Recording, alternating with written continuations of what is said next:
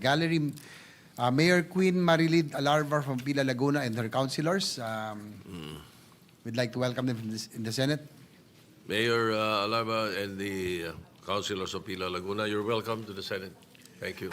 Mr. President, the Senate is in receipt of Resolution number 320 from the House of Representatives entitled Resolution requesting the Honorable Senate of the Philippines to grant its consent to the House of Representatives to extend its plenary session to October 13, 2025 for the purpose of considering the General Appropriations Bill or GAB fiscal year 2026 on third and final reading. The resolution was read in the Senate's order of business before the suspension of session last Wednesday, October 1, 2025.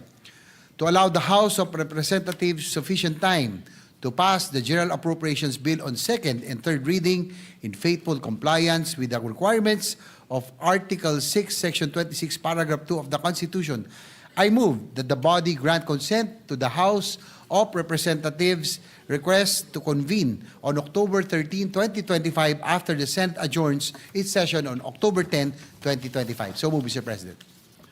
Is there any objection?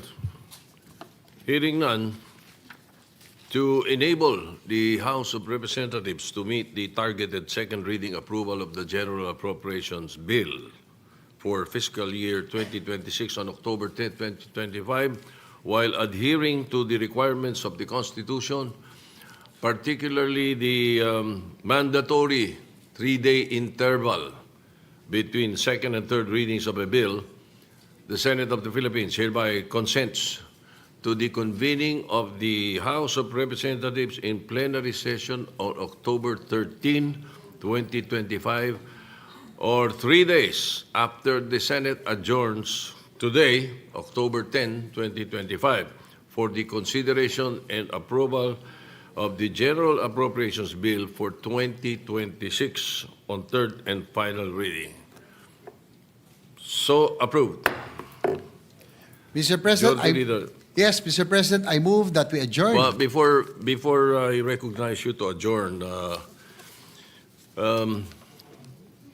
the chairman, the presiding officer wishes to make a statement.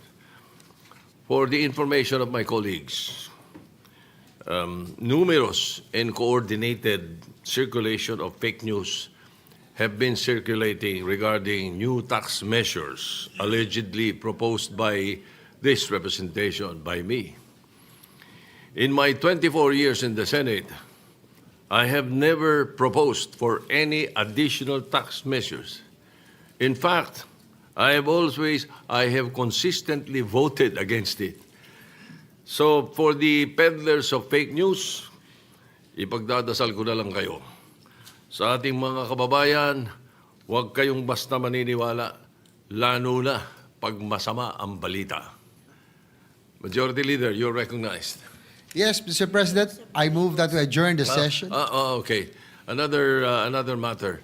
We would like to place on record that we have designated the Senator Erwin Tulfo to be the acting chairman of the Blue Ribbon Committee, and as much as he is the vice chair of the Public Accountability Committee.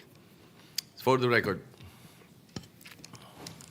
Yes, Mr. President, I reiterate my earlier motion. I move that we adjourn the session until 3 o'clock in the afternoon of Monday, November 10, 2025. Any objection? There being none, the session is adjourned until 3 o'clock in the afternoon of Monday, November 10, 2025.